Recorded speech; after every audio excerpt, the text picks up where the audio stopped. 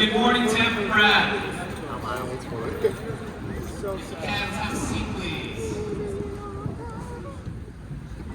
We're fortunate today to have a number of visitors come in to speak about a topic that's pretty important. But I'm going to turn the microphone over to someone that knows a little bit more.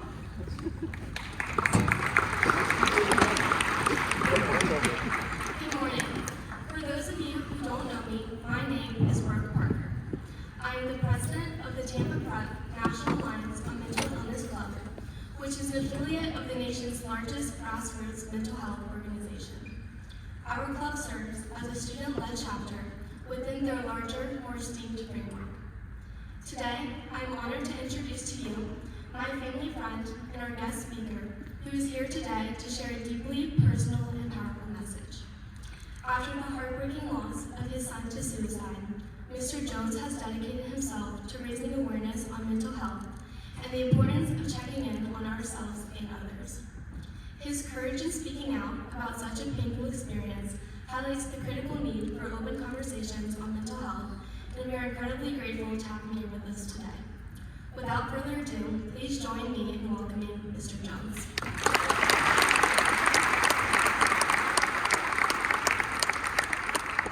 Thank you very much, Brooke. I really appreciate it. It was a wonderful introduction. Thank you to the faculty at Tampa Prep for allowing me to speak today. I'm very, very appreciative of that. I do have quite the story to tell about my son, Preston, who I miss every day very, very dearly. See kind of a collage of pictures of Preston's life from his childhood up to even going to prom just last year. So I'm here to share the story of Preston Jones, and I want to, first and foremost, allow you the opportunity to understand who Preston was, what type of kid he was. And then I want to share the story of what happened to him, his experience, his passing. And then most importantly, I want to share with you what we learned from that experience. And we have learned a lot. I've had the opportunity to speak to other families that have been through similar events that I've been through. And they are, they're very difficult to hear. This conversation that we're going to have today, I'm talking to you as, 14 to 18-year-old kid. What I'm going to talk to you about today, I want you to think about, because one day, God willing, you'll become a 45-year-old man or woman.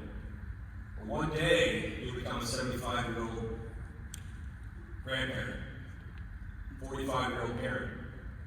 At some point in your life, if it's not you that's being affected by mental health, it will be a friend or someone you love that will be affected by mental health. And I hope that something that I say here today touches you, and that you remember it, and that you're there for somebody that needs you.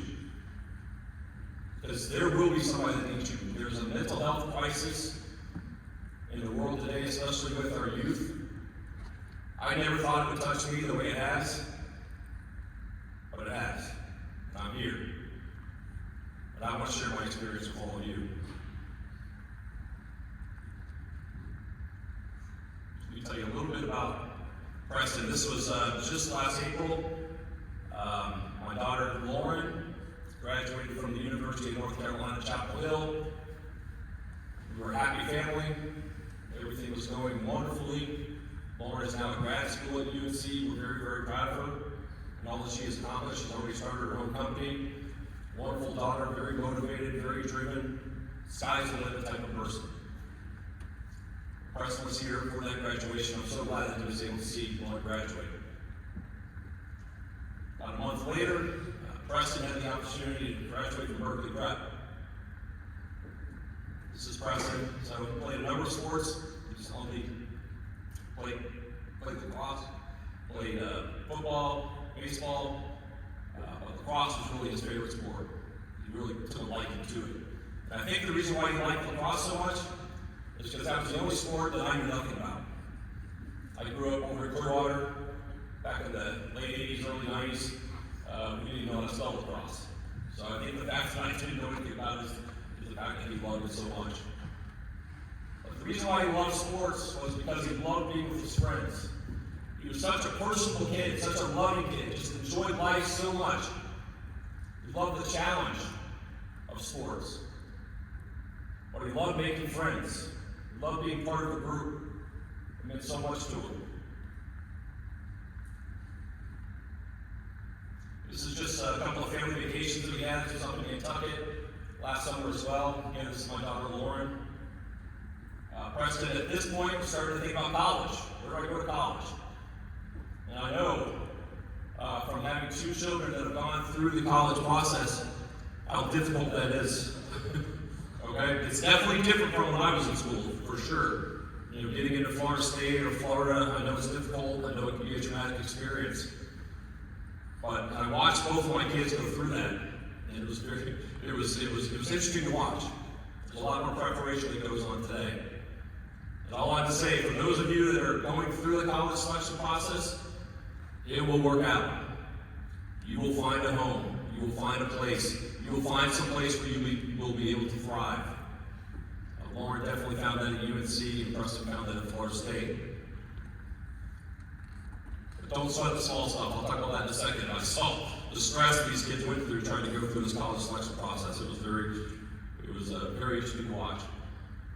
We loved going to games. So it's going to a Florida State football game, going to a Tampa Bay Buccaneer game in New Orleans. My son and I had a tradition. Every summer we'd go to a different baseball stadium. We were big Rays fans. 12 years in a row, we went to different baseball stadiums. We went to Detroit last year. It was a wonderful experience. This is PJ when he was graduating from the Goddard School. I show you this because, again, it just shows what an adorable kid he was. And I tell you what, it was hard for me and my wife when our kids went off to college. They call it empty nest syndrome. And I will tell you, it's a real thing. My heart felt empty. I was already sad. I was already sad when both my kids were out of the house.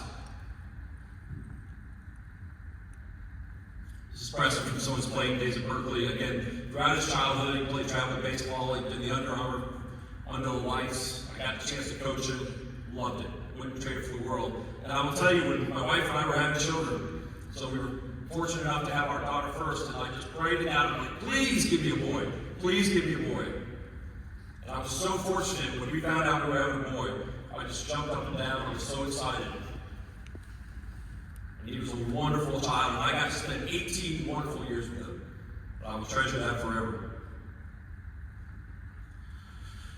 So our life was just going along. Everything was fine. Work was going great for me. I've been married 26 years. The daughter was doing great. Preston was doing great, playing lacrosse. Lots of friends, very popular. You wouldn't know that anything was wrong. And then, after a lacrosse game on the night of April 3rd, 2023, I went to the game. It was an away game. Said goodbye. Hugged him, said, great game, kid. He won the game, he scored a goal. On his way home from school that night, they had me dropped off at the school after it was an away game. He had decided that he just didn't want to live life anymore.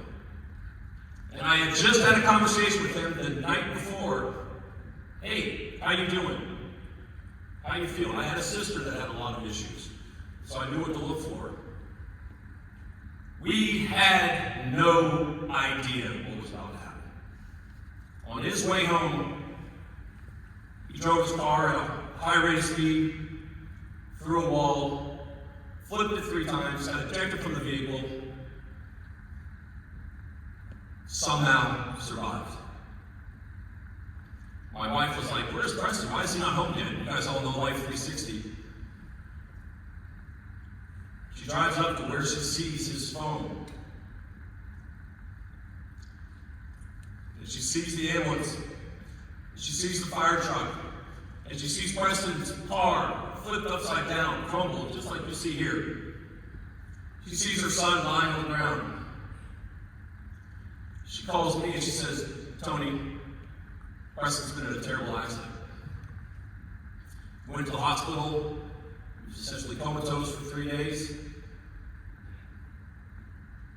Finally woke up. He said, Dad, I did it on purpose.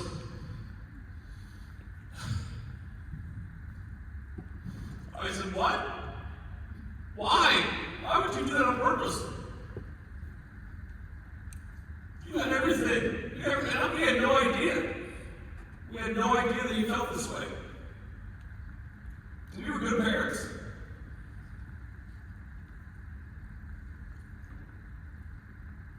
So after that, we got out of the hospital 10 days later.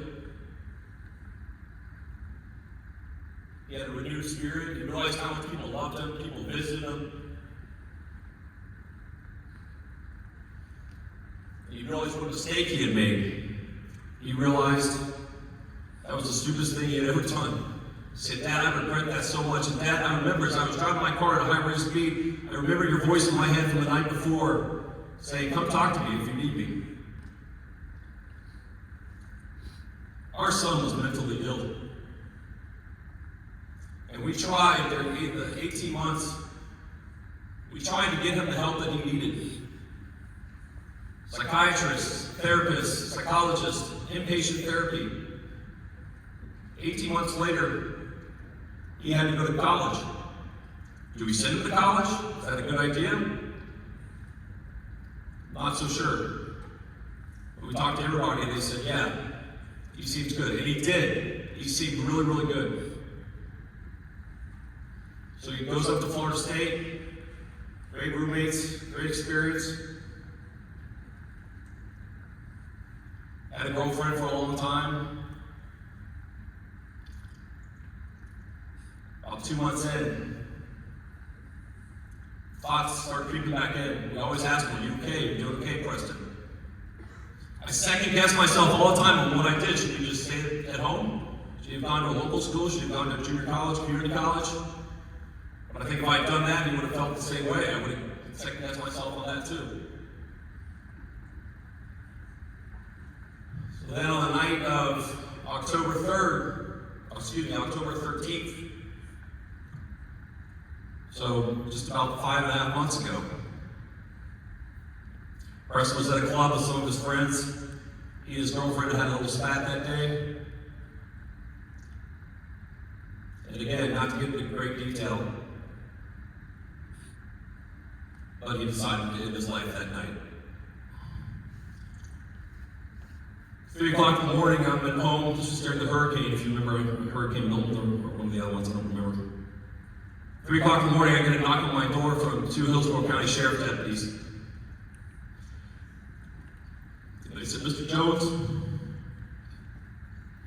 is your son Preston Logan Jones? I said, yes, sir. He said, I'm sorry, he passed away.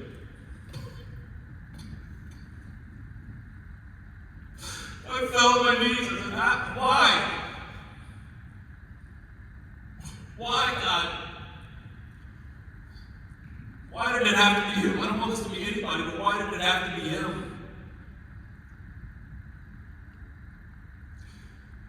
We had this celebration of life a week later, about 1,000 people there, wonderfully attended. All his friends that he went to high school with were there.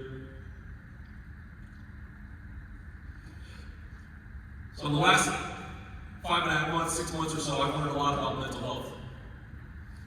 I'm trying to educate myself more on this, so that perhaps somebody that I talk to will learn and understand more about how important it is to maintain good mental health. And I ask myself sometimes, I'm like, what would Preston think of me going around speaking on this? He would probably kill me, to tell you the truth. Knowing Preston, knowing his personality, he and I had a great relationship. And I think, but the Preston that passed, the Preston that's in heaven right now, he can say, Dad, I'm so proud of you. Because I couldn't do it. He said, I couldn't control myself. I'm a Christian. I believe that Preston is in heaven, and if heaven is as glorious as we believe it to be, he's at peace. You might recall former NFL coach Tony Dungy. He's been a mentor of mine over the last few months. His son, he has 3 biological children. I think he has 6 or 7 adopted children. But his son committed suicide at the age of 18 when he was at USF. And I've met a lot of other parents that this has happened to. It just doesn't make sense. But let me tell you why mental health is important, though. You're going to go through a lot of ups and downs in life. You're going to go through a lot of stresses.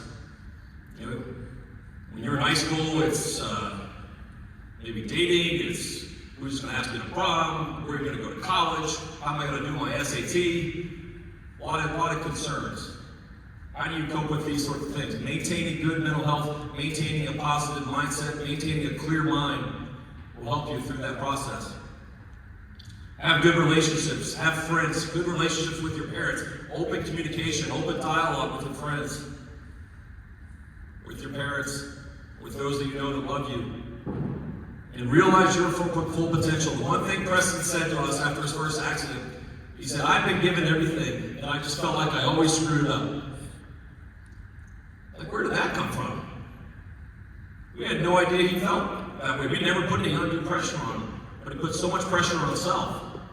And I think Preston was worried if he was going to make it in this world. He was just scared. And what I will tell you, we all have our individual potential. We all have the potential to be something great. You know, I don't run a 4.40, and I probably could have never been an NFL wide receiver. Probably not smart enough to be a brain surgeon either. But I've got my own business, I'm successful, I have found a niche in my life that I'm comfortable with, and I leverage the strengths that I have. As you guys go through life, find your niche, find something you're passionate about, leverage your individual strengths. You all have it. You will all find your niche in this life. But you will have some downs, but you will have so many more ups. And it's those downs that make you appreciate those ups. It's those negatives that make you appreciate those positives so much. But you will have both, but you will have a lot more good times than bad. I assure you of that. And be productive, stay active, and live your best life, man. Enjoy it. You are at the prime of your life. Well, you're not the prime, you're getting there, but you're at a great time in your life. Enjoy these moments.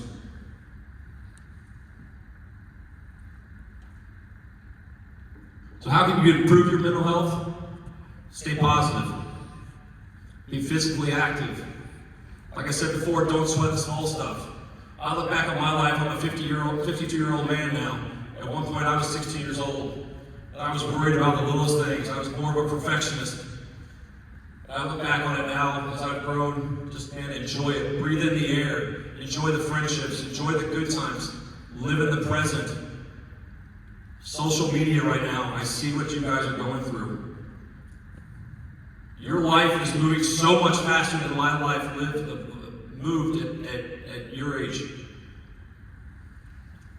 What you see on social media is a highlight reel of everyone's day. That's not reality. You look at that, maybe you see some friends at a party you weren't invited.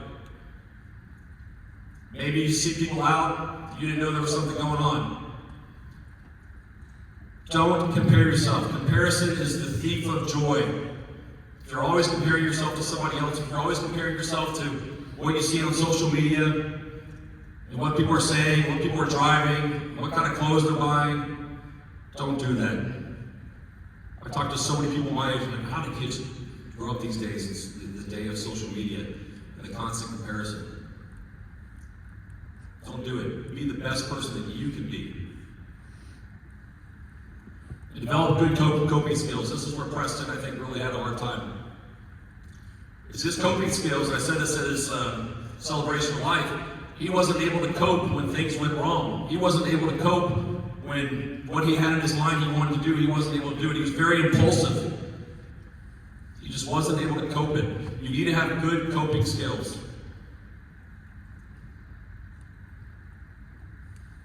Lastly, get professional help if needed. There are lots of therapists, there are lots of psychologists, psychiatrists, family members that are willing to help you. The odds of any of you doing what Preston did, thankfully, are very, very small. But the odds of you needing help to cope and to be mentally strong are very, very high. And there are people out there to help you.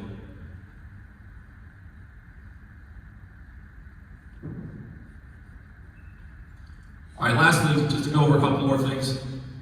So what mental health is and what it isn't. It's definitely worth taking time out for. It's very complex. I learned that from Preston's experience. It's required. You need to be mentally strong to be able to learn, to be able to absorb everything that you're being taught here at Tampa Prep. When you go to college, try to have a clear mind. And again, it's something that you can ask for help. But it's not a sign of weakness. It is okay to not be okay. It is okay to have a bad day. It is okay to take time out for yourself, to rest your mind. It is okay to ask for help. I so wish that night before Preston attempted his first suicide attempt, he had opened up to me, and I think he was just afraid to. I don't know why. I will never know why. But I got to ask him the second time. I said, "Tell me what was going through your mind. What were you thinking?" Just thinking, "Dad, I should have asked for help." The night before his suicide, he called us at 11:30 that night, out of the blue, just to call and say that he saw a friend of his that he hadn't seen in a long time. We think Preston already had in his mind what he was going to do, and that was his way of saying goodbye, making big excuses to what he wanted to talk to us about. And it's not always visible, I learned that.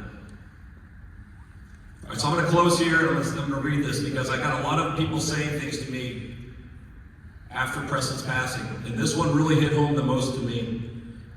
And I hope that Preston is listening, because every time I say this, I'm saying it to Preston. I'm saying it in front of a large group right now, but my son, it broke my heart to lose you, but you did not go alone. A part of me went with you the day God called you home. A million times I've thought of you, a million times I've cried. If loving could have saved you, you would have never died. Forgive me, Lord, I'll always weep. Poor my son, I love so much, but yet I could not keep. If loving you could have saved you, you would have never died. He was loved so much. Guys, I hope this presentation helped. Always remember PJ, always remember Preston Jones. Thank you for your time.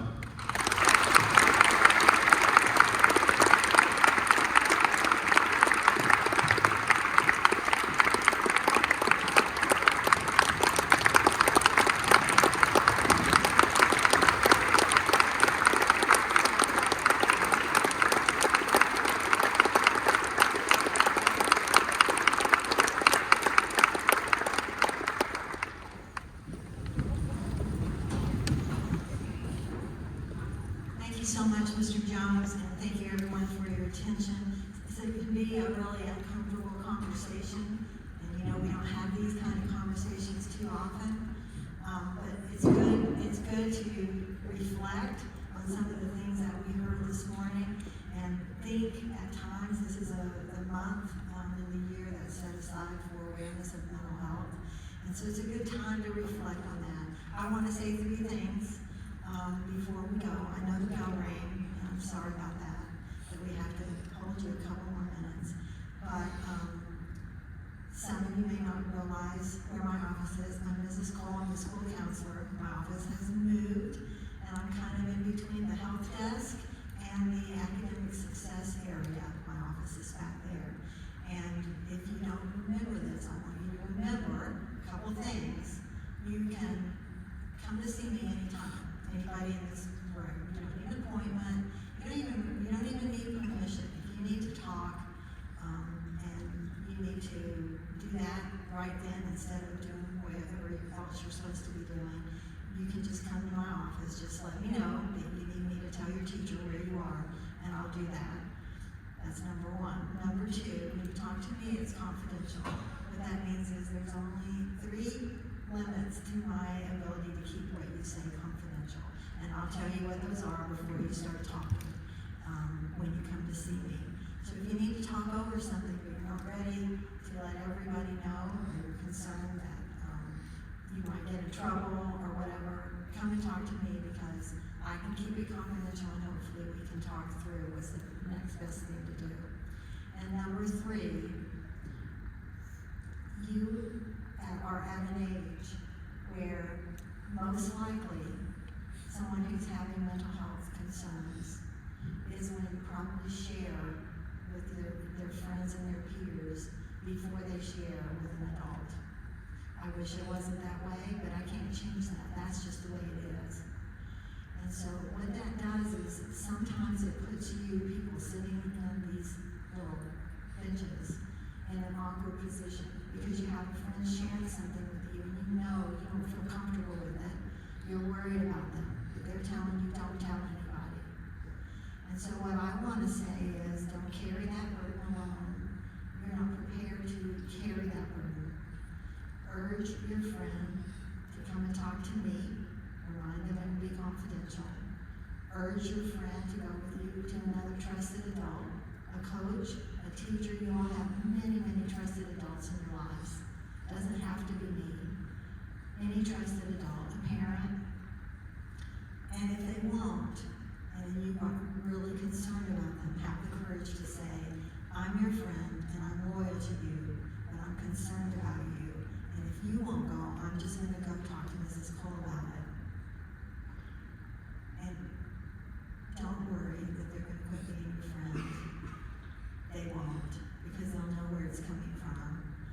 So don't carry a burden of someone's mental health when you are not really prepared to carry it and care about your friends.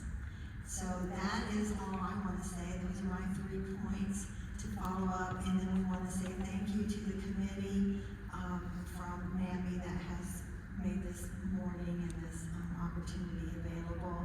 And Brooke, do you want to introduce your people, or do y'all want to just stand up and let your students say thank you? You don't want to stand up. They don't want to stand up.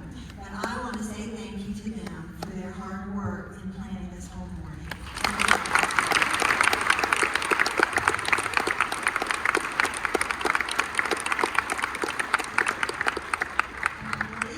You're dismissed. Dismiss faculty first.